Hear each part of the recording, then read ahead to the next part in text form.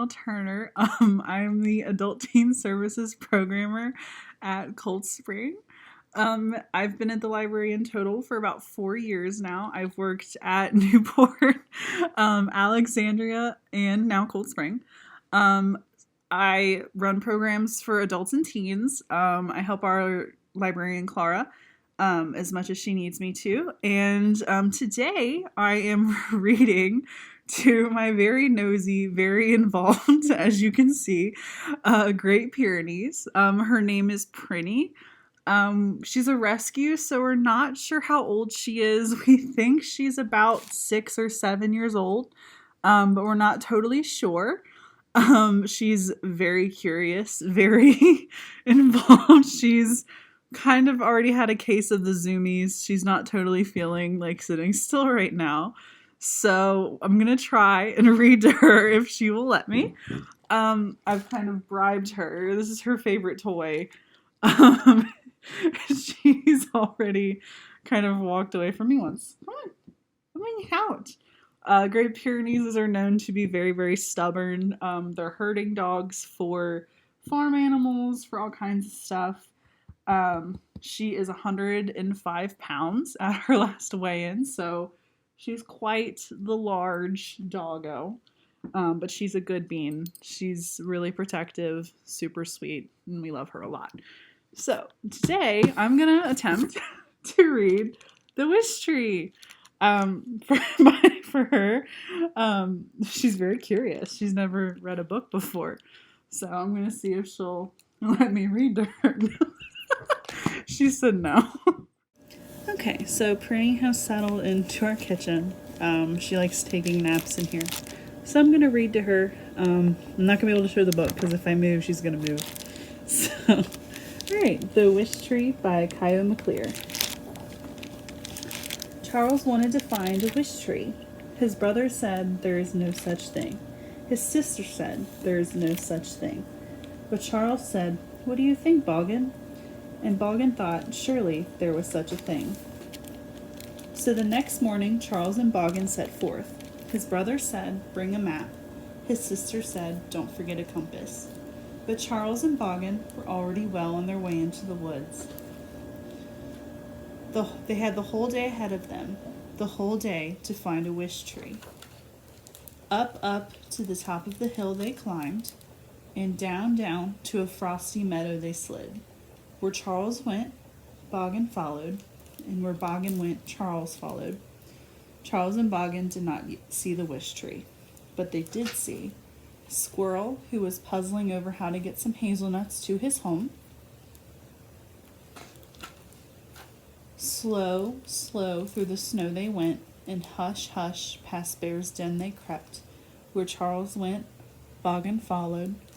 Where Boggin went, Charles followed. They did not see a wish tree anywhere, but they did see Beaver, who was busy gathering birch wood to bring to his lodge. Glide across the ice they slipped, past a few logs around a bend. Where Charles went, Boggin followed. Where Boggin went, Charles followed. The wish tree was nowhere to be found, but they did find Fox, who was late getting berries to her burrow. Now they had less than half a day ahead of them, less than half the day to find a wish tree. "We may need to move a little faster, Boggin," said Charles. Charles and Boggin were moving very slowly now. Their shadows were growing longer. The whole day was almost behind them. "Boggin," Charles said, "I am tired. I cannot search any longer." "Shh," whispered Boggin. When Charles awoke, it was snowing. It was snowing on Squirrel, and it was snowing on Beaver, and it was snowing on Fox, and it was snowing on everyone. For a moment Charles could not see through the falling snow, but then he said, "Oh, look." "See, Boggin," said Charles, "just as we thought." And Boggin said, "Wish." Charles wrote his wish on a piece of paper and tied it around the branch of a wish tree. The snow was falling more gently now. The animals had prepared a night feast, with hazelnut souffle, a pot of birch tea, and biscuits made of berries. Charles and Boggin celebrated with their friends until it was time to be on their way. See?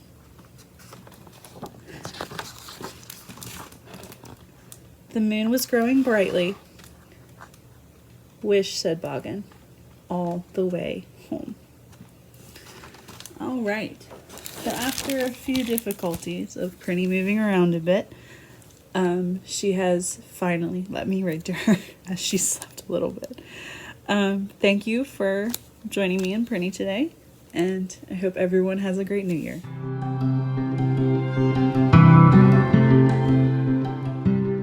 Hi, I'm Clara. I am the Adult Teen Services Librarian at Cold Spring, and this is my son Jason. And we are going to be reading This Is Not a Picture Book for you by Sergio Rosier. I assume that's how you pronounce it. And we are going to be reading to our pets, Thor and Loki. They are guinea pigs, and they are over 2.5 years old. They were born on February 28th, 2018, and I know this because my boss's pet the day before was a single pet, and then they came downstairs and suddenly there were 4 of them. My son and I decided to keep the 2 boys of the litter, so they are actually much larger than females that you'll see like in the stores or most people have in their classrooms. They're about 30% bigger than the females. They are also a little bit more aggressive than the females, and guinea pigs originate from Brazil in South America. They are herbivores. They love their carrots, which we gave them each a little baby carrot to chew on. They are only supposed to have so many carrots a week. Mostly they subsist on kale, romaine lettuce, parsley. They do eat a little bit of fruit, but again, you have to be careful about giving them too much sugar in their diet. They are mostly nocturnal. They love to hide. That's why we have these blankets for them. They love to hide underneath the blankets. They have very poor eyesight, but they have fantastic sound. They can hear me moving around 2 floors above them, and I'm snack lady, so when they hear me certain times of the day, they love to come, they like squeak in because they know I'm coming with a snack. Whether she is or not. Yeah, and downstairs we keep them in the basement, which is a finished basement, so it's not too cold. And they have we created a cubby hole which is really made for rabbits, but it has a ramp, there's 2 floors, and it's dark just the way they like it. So we're going to go ahead and read the books. So you ready, Jason? You ready, Thor and Loki? A book.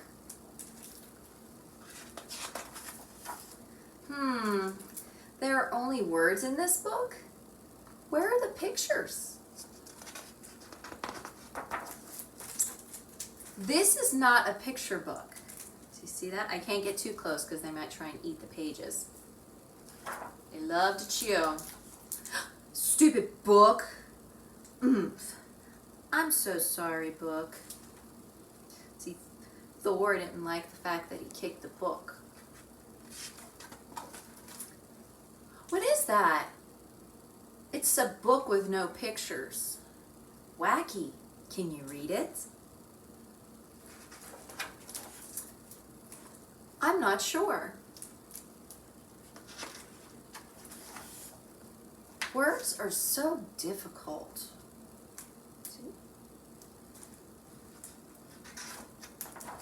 Wait, I know some of these words.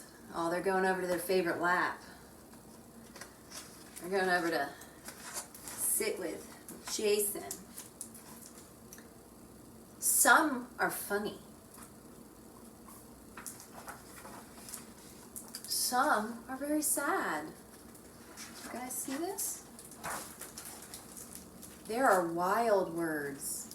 You see that? You see the wild words? And peaceful words. All these words carry you away. And then They bring you home, where they stay with you forever.